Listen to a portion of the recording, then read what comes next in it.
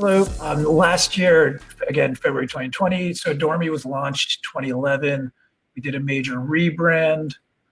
We worked with Gray, the agency many of you are probably familiar with. So it was an interesting exercise for us. It was the first time in our brand's history we'd actually sat down with a very expensive, fancy agency to really kind of walk through the brand we had built over the past decade. Really try to kind of encapsulate the brand message, come up with a campaign around it. So especially for myself, coming more from the brand and marketing side, it was a really fun and interesting exercise. And that video, it was kind of cool.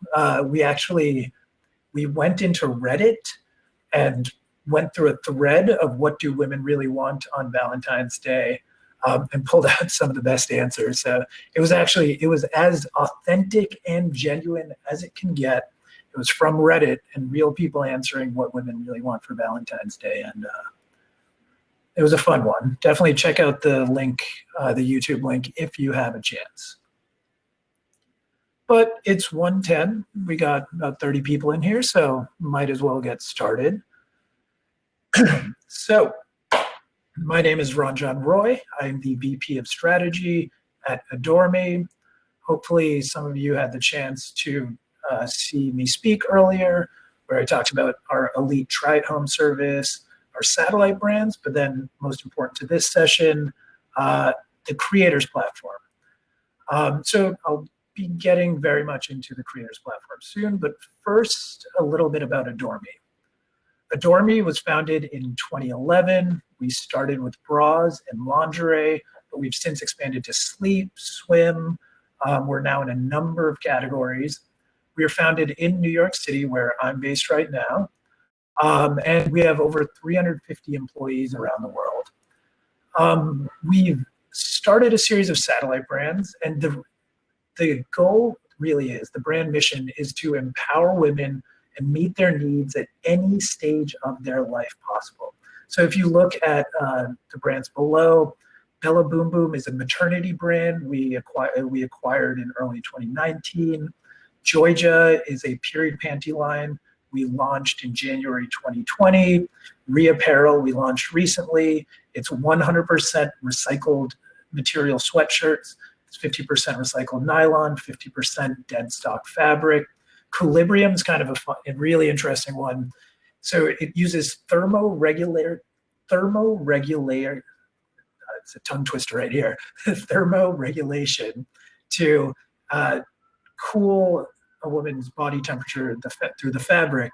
It was actually invented to help menopausal women control hot flashes and regulate their body temperature, but it actually started catching on to women of all ages, so that's an example of another satellite brand.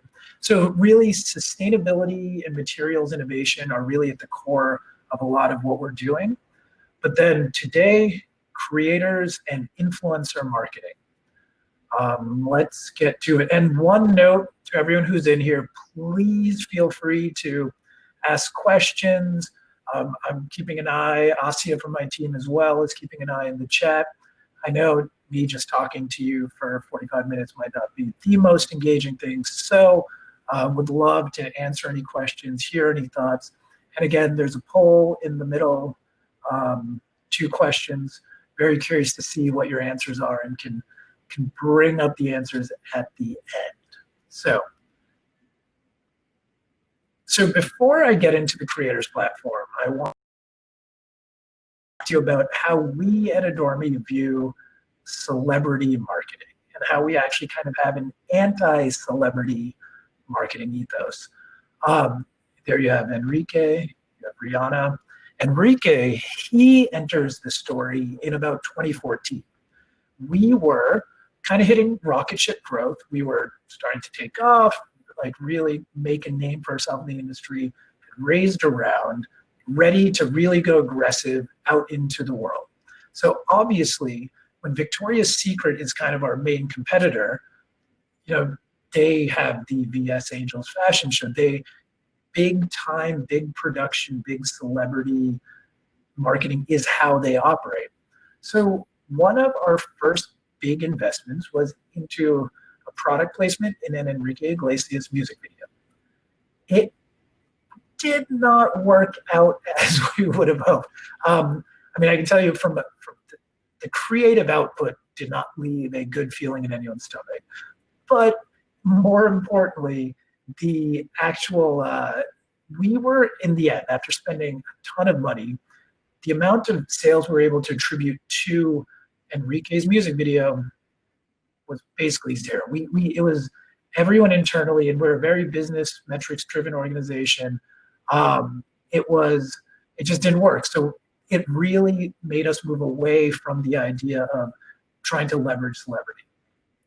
Meanwhile, 2019, 2020, the idea of us competing against Rihanna, who has her own brand, on celebrity is just something that clearly would not be feasible from a business standpoint. Like, that's just not who we are. That's not who we're going to try to be. And it is interesting, and I'll definitely kind of speak about it, how celebrity now factors into branding. Because in the past it was, you have Nike takes Michael Jordan, signs a contract, he represents Nike.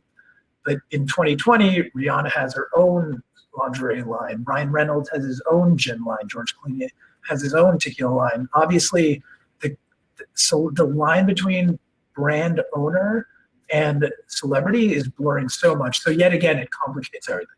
So that's kind of our past with celebrities and marketing.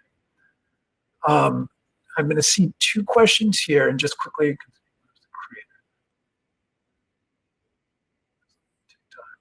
All right, so one question on the pandemic, one question on TikTok. I will definitely get to those shortly then. So getting into the growth of how Creators was launched. So quickly to walk you through what Creators is. 2017 to 2019, we started to invest heavily into influencer marketing. Again, we knew this was a big part of the future. So the way we approached this was we structured it like a talent agency, our internal team, because that's what we thought the best way to approach this was. You have someone who's really able to handle personalities, who's able to negotiate contracts, who already has an extensive network within the that specific category, whether it's lingerie, whatever. And we're not afraid to make, big splashy marketing investments. We've done national TV spots. We took over the 34th Street subway station here in New York. Like, digital is where we feel the most comfortable, platform spend, digital spend, but we're not afraid to do it. But over the 2017 to 2019, we just could see that we weren't getting any measurable ROI from our influencer marketing program. Meanwhile, at that same time period, we were getting a ton of inbound interest from micro-influencers, who are just fans of ours, who are starting their own influencer careers, building out their own Instagram following. And so what we called it, so we wanted to work with them. I mean, trust me, like that, obviously a fan who goes out of their way to try to work with you and represent your brand is the dream on social media, right? But what the problem was what we called email ping pong. And actually, one of the guys who helped launch the Creators platform, he had done this calculation based on, all the messages, emails, and Instagram DMs. On average, it took to simply go from the inbound inquiry to the content created and a payment sent out. And even for like a $250 payment, it took 5.7 messages overall on average. And we realized, just from an internal resource allocation standpoint, there was no way we could scale this in any way. There's just no way it could be done. But we wanted to. So these two things are happening concurrently. So what did we do? Here, I'm going to throw a lot of buzzwords at you, but they matter and they're relevant. So on the branding side, the word inclusivity, what it means to us. So for reference, 2013, AdoreMe was the first lingerie brand to introduce plus sizing across all of our products. We're the first. But the way it came about, and this is, again, really important, it wasn't a marketing initiative. mean, if you think back to 2013, plus size lingerie was nowhere in the conversation versus 2020. Every single brand, it's just a default. What happened was simply our customers asked us. They wanted to, it was a huge gap in the market. They were missing plus size lingerie. So we delivered to them, and it was great for business. It was great for our customers. Everyone was happy. And a large part of inclusivity to us really is meeting the needs and including as many people as possible. And that started with plus size lingerie in 2013. And that's been driving a lot of what Creators is doing today. And then again, democratization of fashion, engaging your super fans. These are all things that you probably hear in the marketing space regularly, but these really drove the marketing and brand side of Creators. Then on the technology side, this is a real tech product. And again, everyone says they're a tech company, and it's always this debate, especially as a fashion company, like, are we or are we not a tech company? We have almost 40% of our team is in engineering, product, UX, something to build out our digital infrastructure. So we are a very technology heavy team. Then agile product development, that's how Creators was built. It was literally an experiment, DMing 10 of the people who inquired about taking part, asking them, would a gift card be enough compensation for you, trying to see what kind of content, how much creative direction do we need to give you, and then iterating, and still we continue to iterate to build out this platform. Cross-functional moonshots, that we have one team internally that just focuses on, and we pull people from our design team, from our marketing team, from our engineering team to really work across, to come up with 2 to 3 big ideas per year. And again, I mean, in the Google X is like an example with their moonshots. The idea is we want to introduce 2 to 3 big ideas and launch them, throw them out there, see if they stick, and Creators was one of those. One question very relevant to this moment, how big is our design team? If 40% staff is in tech. And our design team would be about 25% of the team right now. So again, we call it creation. And especially when you have a very tech-driven company, that word product design is a really interesting one, because it's why we've been very careful to call, product lies in the technology, engineering, IT side. Creation is how we define the design side. But that was a great question. And it's just like eternal tension, trying to get that balance right. Where do the priorities of the company lie? What drives the company itself? And I do think this is important, that a DTC and e-commerce company should be tech-driven. We take a lot of pride in building our own infrastructure. We don't outsource the vast majority of it. We even built our own logistics center, AdoreMe's services, which was a huge investment, but it's paid off in spades. It's allowed us to launch services like our TryAtHome model. So it's a very good question, definitely important. I'm going to quickly check the other questions as well. All right, so let me quickly walk through how Creators works, and then, because then I think some of these questions will be much more answerable. So Creators, here's how it works. Influencer applies, and basically they just submit their name, and there is a human vetting process. Someone had asked about content moderation during the main stage chat, and I'll definitely talk about that, but the main human vetting is at the application process. And again, the default is we want to include everyone. So it's not that you won't be too cool for us, which I do think, especially in the fashion industry, is a big issue. Normally the default is exclusivity. Our default is inclusivity. The human vetting process is because, one, avoiding anyone who, if there's anything too racist or crazy or breaking with our brand values, and to be completely honest, if there's something overly pornographic, which is when lingerie is the product, is a gray area, is something that does require human judgment from the people on our marketing team making those decisions. But once you're approved on the platform, then what happens, we post a number of campaigns. Each campaign lasts 2 to 3 weeks. And so an example of this campaign, it's a little bit small, but you can go to the website as well and check out, but Ease into 2021 Mama. This is from Bella Boom Boom, which is the maternity brand I had mentioned. If anyone wasn't here, we have a family of brands covering different stages of a woman's life. So Bella Boom Boom, maternity brand.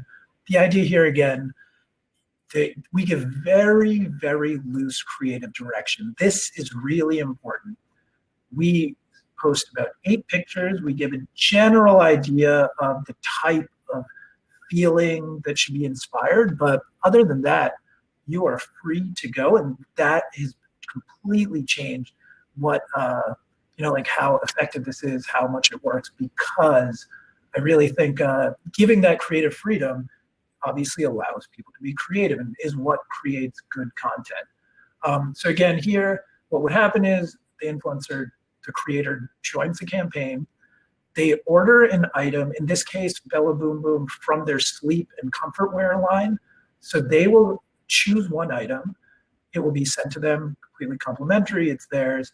They post content, once they receive it, they add a specific hashtag, and the creator's platform automatically registers that hashtag and then automatically generates a gift card for them. So again, it's simple in theory. Obviously, I can get into the technical build has been very challenging. It's been there's been a lot of tiny little details that you never would think would be a problem that are. And Amanda asked, do you have gift card tiers based on following and engagement?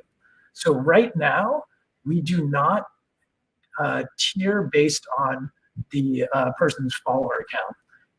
Everyone, again, has the same access to the campaign.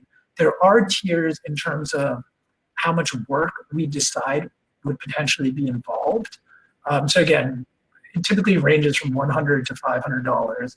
But sorry, if we think something would require a much greater deal of work on their part, if there's something that require a little bit more of creativity and imagination, we will compensate more. So the tiers are based on the work that we think would be involved and kind of like how much we want to drive people to that campaign, but they're not, again, to us, 1,000, 100,000, everyone is playing on the same field to start.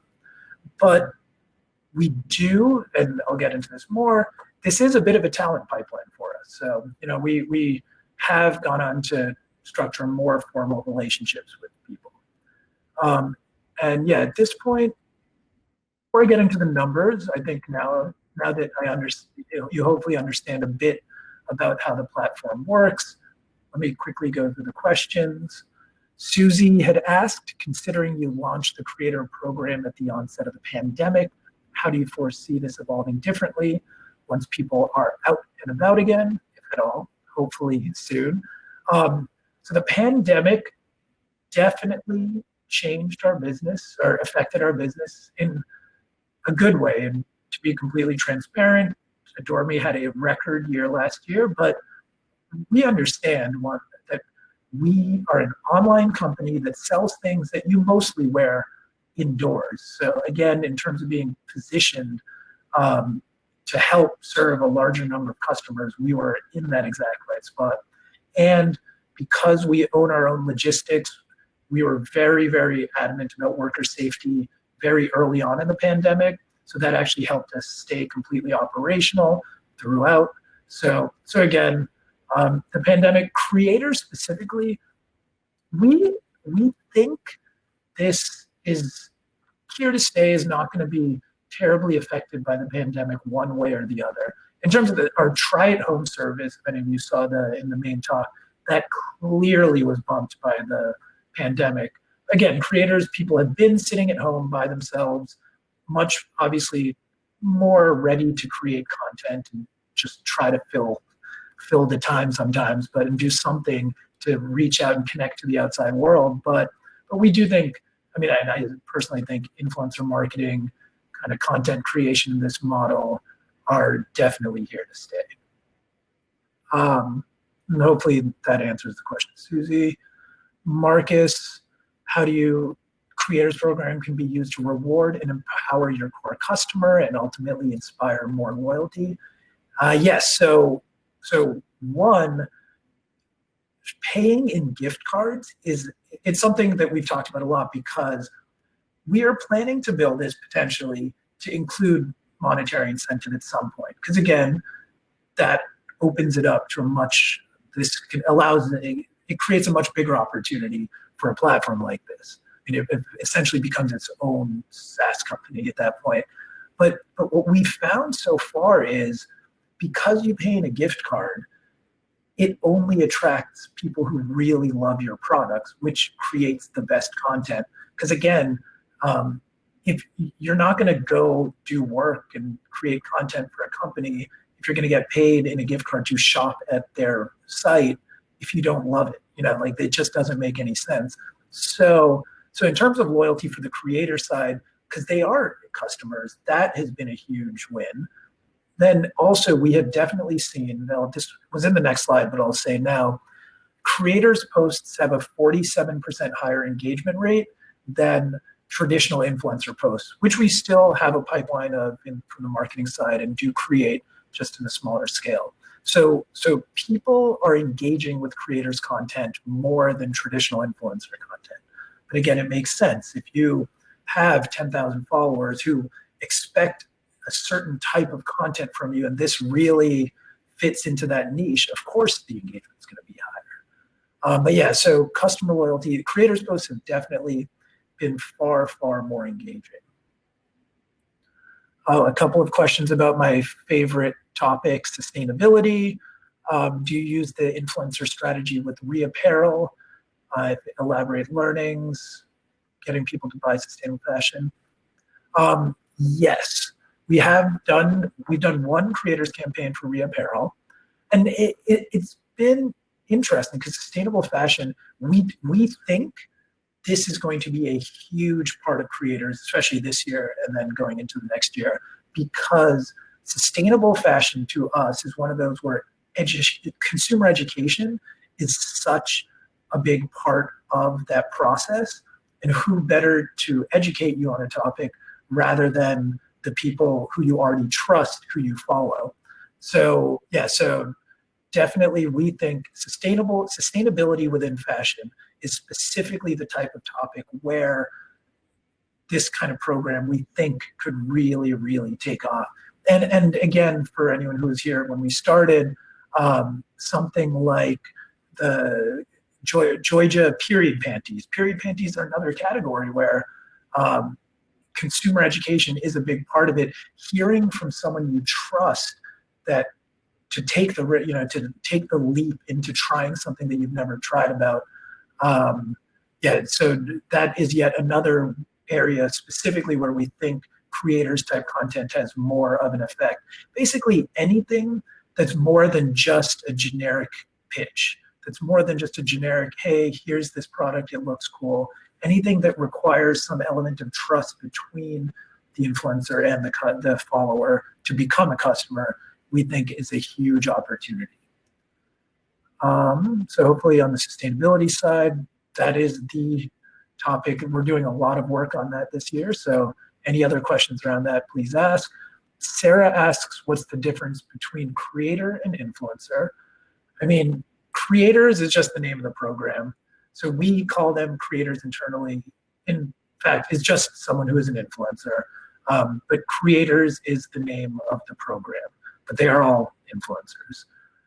Brittany asks, and somewhat related, Amanda and Brittany again. So all these questions could kind of go together. Is this tied in with our affiliate program? There's this crossover with other affiliate. Amanda asks, do you require strict FTC guidelines? Brittany also asks, do we provide other incentives for the discounts and followers? Yes, affiliate program.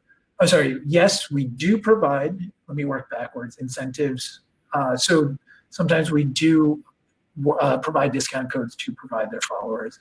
Definitely. And that is, especially followers who create content we love, where we see success, they see success. We definitely try to kind of, graduate the relationship to something a bit more evolved, a bit more formal, a bit more hands-on, which could include discount codes to definitely do that.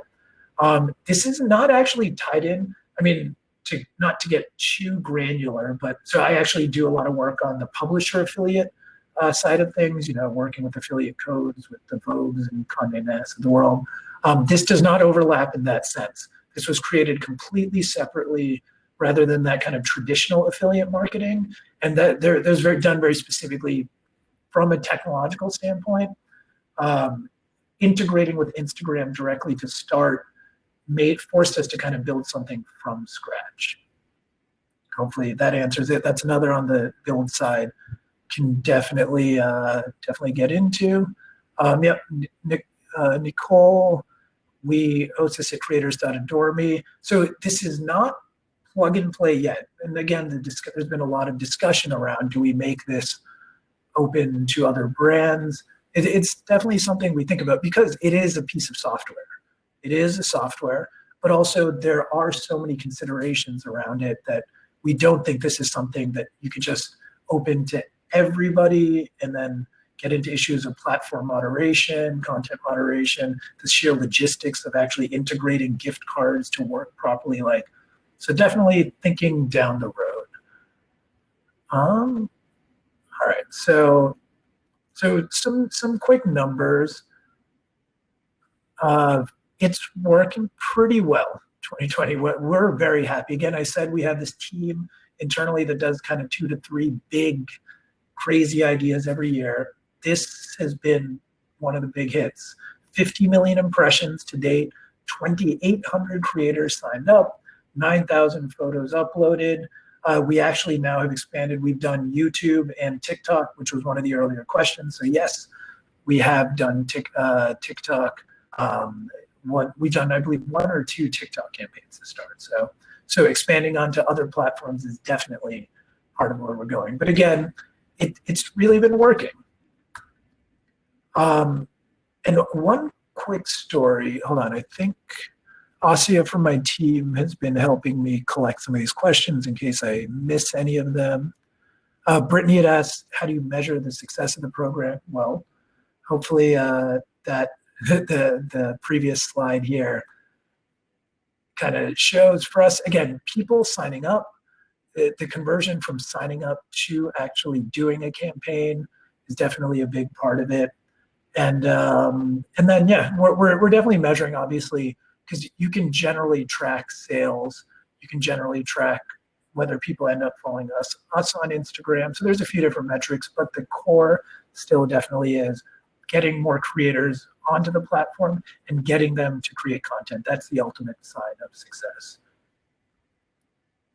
Yeah, TikTok, as everyone, I'm sure, keeping a very close eye on TikTok. Actually, again, last year, growing out our TikTok following and really investing into creating content there was a huge, huge goal. So one quick story about, is it working? Because that's always, I'm glad someone asked that, or how do we measure if it's working? Because that's always the question. So one quick thing I would tell you, I'd mentioned this for anyone who was on before 1:10 p.m. In February, we launched a huge rebrand here for it. The idea really is that, we're always here for our customers. That's kind of how we launched our inclusive sizing. That's how Creators itself really launched. We're not going to tell you how to wear your lingerie, who to be, what to be. We're not going to pretend a bra is going to change your life. Our kind of mission, our job as a company is to just be there for our customers, to be here for them.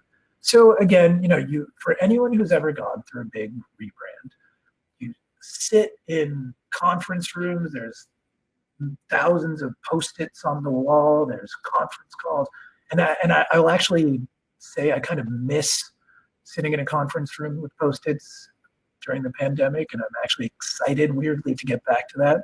But anyway, so we worked with Gray, the agency, create this entire branding campaign, and again, it's what we're trying to describe. The words here for it are nice, it's succinct, it's a good hashtag, but how do we really capture what it means? And again, I started to tell you there it means to us. I'm telling you different parts of our company's existence, what it meant, customers just asking us for plus size products, so us delivering it to them, customers ask micro-influencers, customers wanting to create content with us, thus the creators platform is launched. So how do we really know? So we launched this whole brand campaign, but branding is such a weird thing, because how do you know someone really understands your brand? So, all right, so this first, there's the Jeff Bezos quote, "Your brand is what people say about you when you're not in the room." And I'm going to be honest, I knew that quote, I was looking it up. I did not know it was Jeff Bezos who said it, which the guy is like one of the richest, now second richest man in the world, yet he still even comes up with amazing quotes about marketing, which killed me, because I did not realize, I knew that quote, but I did not know it was Jeff Bezos. All right, so I don't know if this ever happens to you, if there's ever certain kind of like things that happen at your work where they just explode your mind and you're like running around, freaking out, thinking it's the most amazing thing ever. And some people are kind of getting it. Some people are just looking at you like, what the hell is he talking about? This, to me, this post, so I think this was, when was it? Yeah, March 20th, pandemic hits, lockdowns are starting. Creators program, it's a couple of months in. I'm talking to the team, trying to get a better understanding of how it's performing. And I asked, what are some different posts that you guys have been seeing that are interesting? So they show me some. This was not one of them. They showed me just kind of like some random posts. But then we have a feed. We have a Google Data Studio dashboard. All the feeds are coming in. I'm clicking through, and I see this. And I start reading it, and I'm like, I cannot believe how perfect this is. This is a creator's post. I was nervous about this shoot, but I'm so happy I did it. Felt great and confident. Adore Me made me believe in having comfy yet beautifully simple undergarments again. I've been wearing cheap and boring ones, which are fine, working 5 days a week in a Starbucks, but they just made me feel gross. I didn't want to ruin nice pieces, so I never bought any. They gifted me with 4 sets that vary in style. I mean, I was like, I was nervous, and now I'm confident. And for reference, Alyssa R. King, if you go through her profile, she's more an illustrator. She does kind of like some makeup, cartoon, cosplay type stuff. But she's not a lingerie model. She's not even really a fashion influencer. Yet she took part in this program, and it made her feel more confident. It made her okay to post a photo like this. That, to us, that is like exactly the brand dream.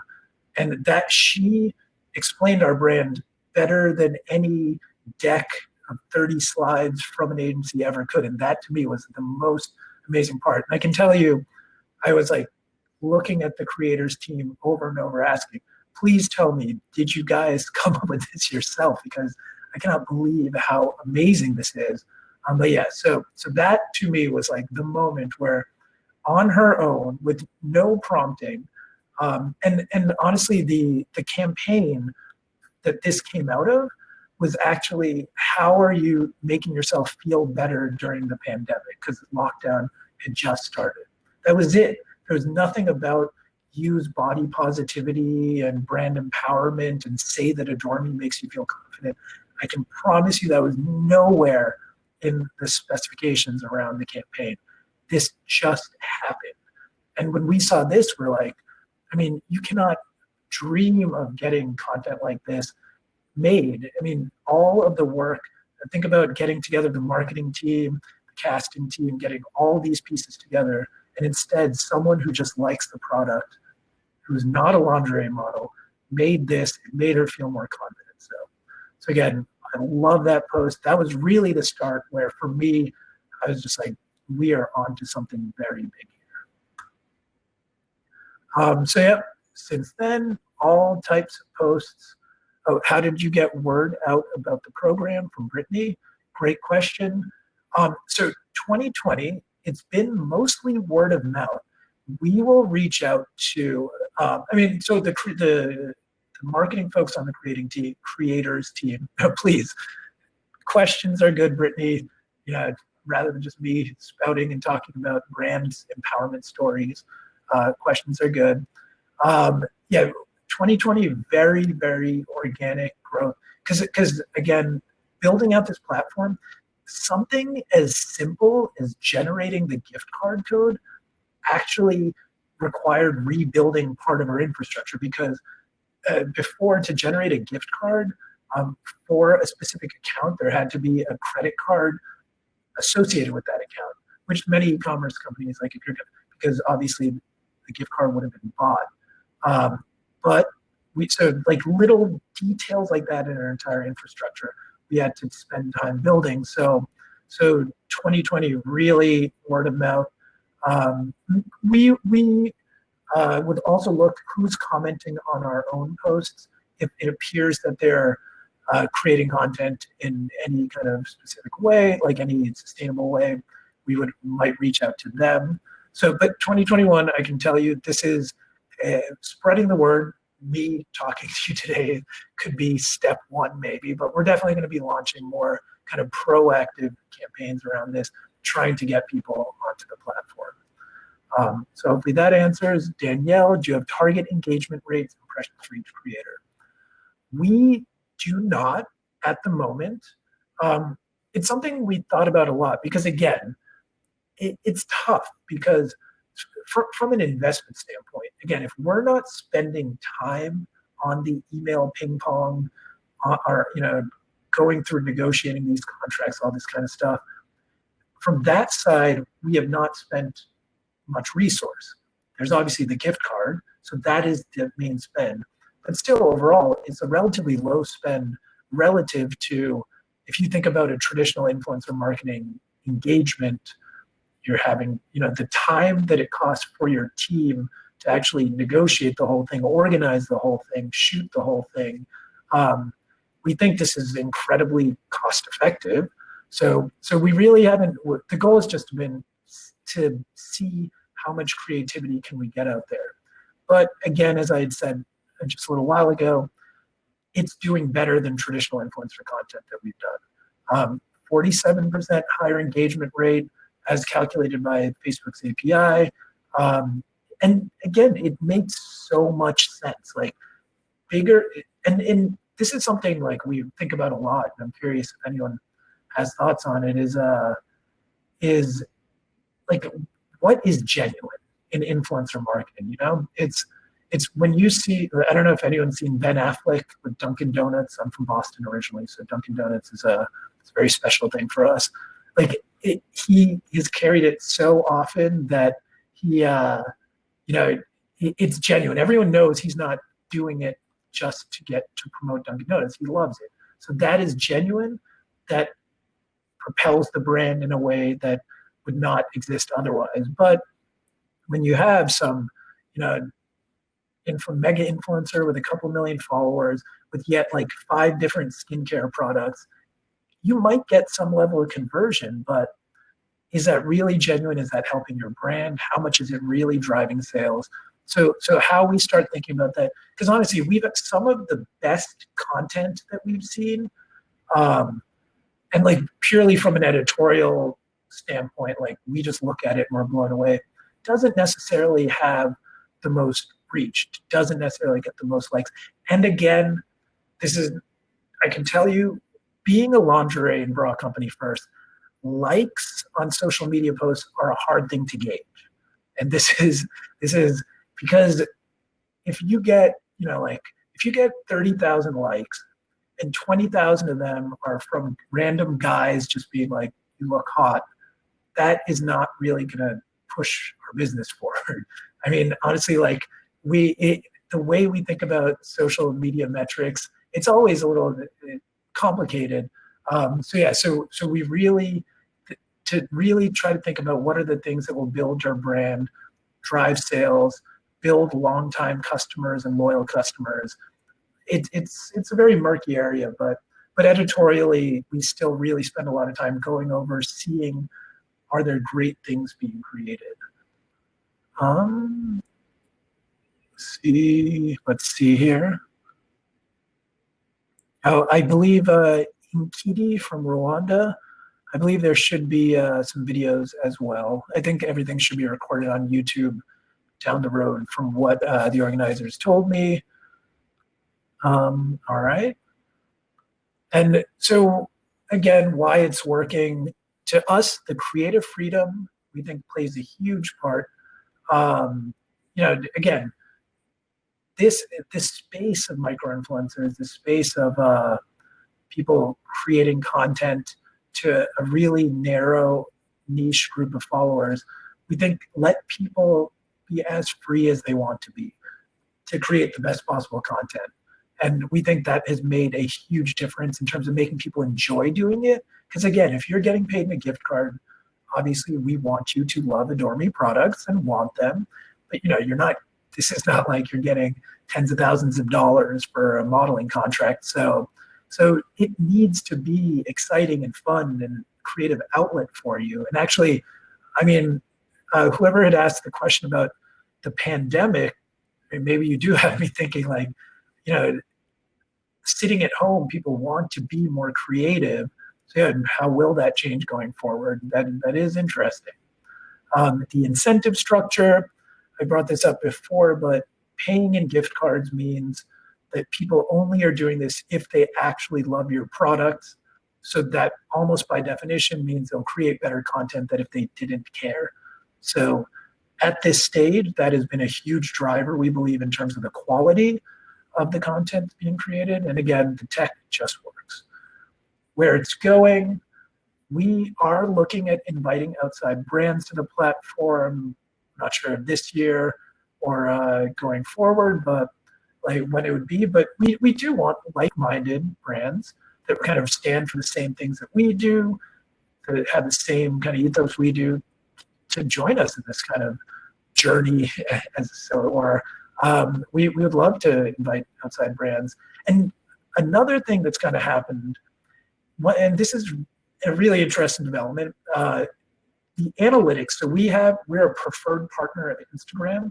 When we started building this, we do a lot of work with Facebook and Instagram, and we were given preferred access to the API. So we have on the creator's dashboard, they can see post analytics around how they're doing, beyond the traditional, just likes and comments and stuff like that. In terms of impressions, potentially like other metrics.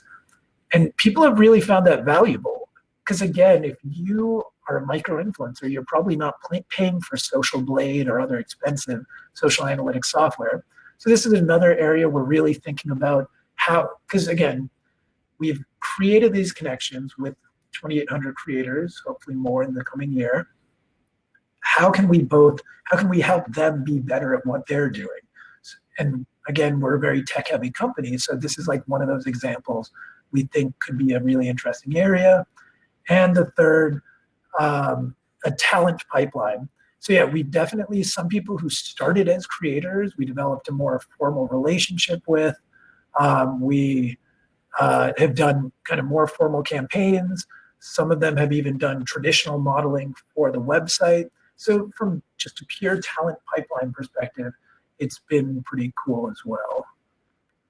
40%.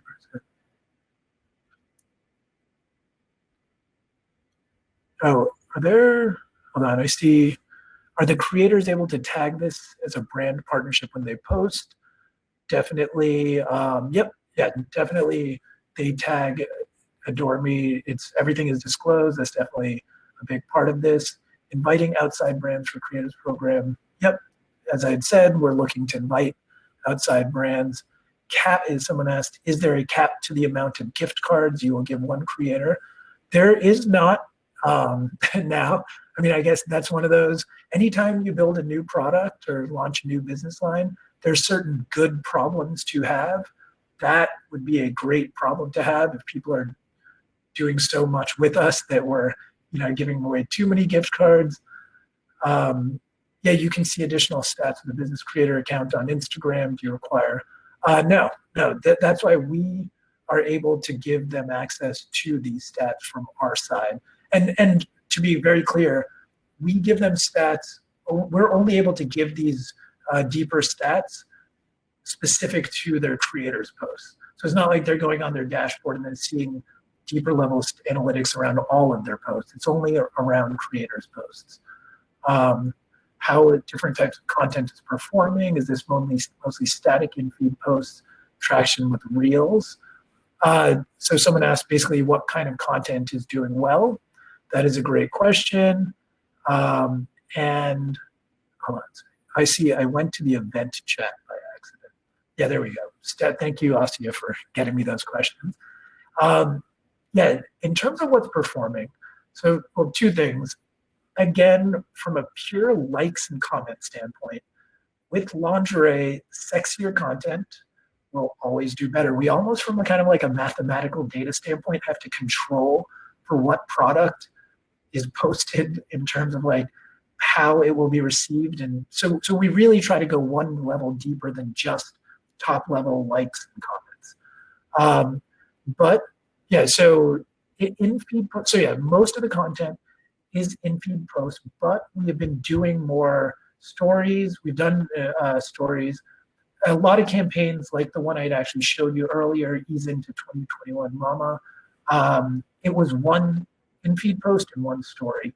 Reels is something we've done some campaigns on as well, and we'll definitely be looking to much more. And I'm sure for any of you in the marketing space, Reels just perform better. Instagram's obviously, pushing that very hard. So we're definitely getting those more. But it's like a Reel is a very, very different type of content than a static photograph. So really trying to think like what the campaign is and what type of corollary content there would be is really important when we're approaching this. It's answered how you track the sales each influencer brings to AdoreMe. Yeah, so we can definitely track just simple Google Analytics. You can pull, and this is all we built into our back end based on which Instagram account, if that's driving to the website, then we can track the entire funnel there. So from there, we are able to track sales. There is not a specific affiliate code assigned to the Instagram influencer or anything. It's more traditional analytics. Curious to know if you've looked into Pinterest users. That's a really interesting question from Tiana. Pinterest is just one of those platforms that, like, I would say Snapchat and Pinterest are like the two that we want to get. We really want to get because again, we, like so many others, you want to be spread across. If you have Facebook and Instagram here, YouTube here, TikTok, clearly TikTok was this new green field where everyone had opened up, you could start fresh, but it's moved so quickly and people really dove in there that I feel that the real window in TikTok was maybe like a year ago. So yeah, Pinterest is one of those. We do advertise on Pinterest. We do advertise on Snapchat as well. But yeah, in terms of what that could look like from a creator's perspective, from a content creation perspective, this is something we've thought about a lot. Because again, when I say we have thought about a lot, more on the brand marketing side, we've thought about what are new creative avenues and channels to send, because I can tell you once we go to the product and tech side and say we want to add a brand new platform, we'll get a bit of pushback. So as always, there's the yin and the yang and the balance. Amanda, as someone on the cusp of millennials and Gen Z, TikTok is on its prime. Oh, I'm definitely not counting it out. It's more, like platforms are an interesting thing because you want to catch one early, and when I say platforms, even like Instagram, Reels, I would consider, like, if you think it's going to take off as a specific medium, if you're an early Reels genius, then you're going to be well on your way. Versus Boomerang didn't really catch on, so you got to take your bets. But yeah, I think TikTok is definitely here to stay. We'll be a major player, help balance out from every other side. What percentage of your sorry, Chrissy asked, what percentage of your budget goes to creators versus all of your other marketing and advertising? I can tell you it's small. One, because it was an experiment launch in 2020. Again, it's grown a good deal, but still, compared to our overall operation, it's still tiny. But we do think this is something that, maybe we start upping the gift cards. Maybe we start, as I said, introducing direct monetary incentives. We do think this is going to be a huge part of our future. So that share of overall marketing budget, we do think is going to increase. But again, honestly, at this stage, it's an incredibly cost-effective way to approach things. It really is a kind of win-win from both sides at this stage. Taylor asks, and apparently it is a great question according to Kelly, since you are tracking the data on how much sales in each influencer brings to your site, would you ever look into doing an influencer line? Okay, I agree with you, Kelly. That is a great question from Taylor. That whole space of influencer lines, influencers creating their own product is something we do keep an eye on. I mean, and whether we would partner with them, I'm not going to promise anything, and I hope I don't get in trouble for saying this, but me personally, I love that idea because, again, we have built an infrastructure. We think of AdoreMe as a platform in essence.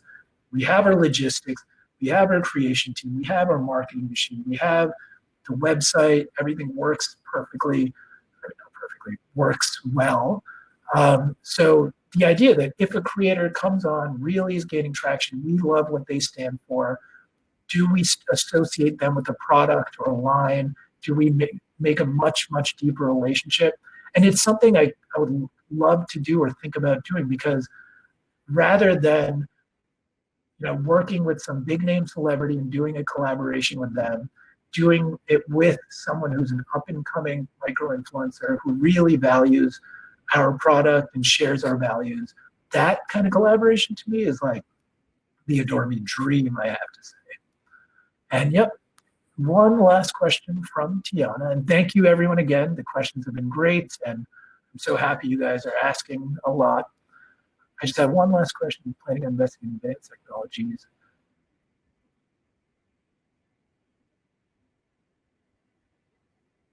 Oh, all right. So kind of asking about long-term technological infrastructure around online AdoreMe experience. So for a bit more context, Tiana, quickly on TryAtHome. To us, TryAtHome actually, I can promise you, is so much more technologically heavy than a traditional sale. And just for very quick context, TryAtHome is we send 4 to 8 products to you. You keep what you want, send the rest back. Getting those products, you take a style quiz to start, similar to Stitch Fix, but still getting the right products to you, the amount of data and AI and algorithmic work to get that right is insane. Because again, for us, if you don't keep any of it, it's a disaster from an environmental standpoint. We're just shipping stuff back and forth. From a financial standpoint, at every level, you're unhappy as a customer. So getting TryAtHome right is one of the most technologically difficult things that we've done. And so, yeah, in terms of our goal, I can tell you, we want to make shopping as easy as possible. And again, buying a bra online was step 1 for us. And TryAtHome, letting you shop in the comfort of your own home, return whatever you don't want. It's a big challenge, but that's something we really think, especially with bras and lingerie as a category, women strongly prefer to try at home. So getting that right, making that work is going to be huge. It's a huge thing that we've been working on, and it's a huge part of our future. And thank you, Joyce. Most of the top fashion brand e-commerce site leverages chat technology. Just to tell you quickly, Dinesh, we have chat at various stages of the funnel. We found that, introducing chat necessarily on the homepage with a pop-up versus first someone kind of entering the site, going in deeper, and then at specific sections, if they have specific problems, chatting there. And actually, fun fact about creators and that email ping pong, and I'll leave you with this, it actually started at the way beginning as an Instagram chatbot. And the idea, actually, thank you, Dinesh, for bringing that up, because that really is kind of relevant to this. It literally started, one of the developers was like, I bet you I can make a chatbot to solve this email ping pong. So we'll have like automated answers for someone says, I want to work with you. That's great. What are you interested in working on? Having a bunch of preset options. And from there, that chatbot, it actually worked a couple of times. We realized automating the entire influencer funnel and pipeline and process, there was an opportunity there. And that is exactly where this all started. So thank you everyone for joining. I'm going to put my email right here. Please reach out with any questions, thoughts, and thank you all for joining.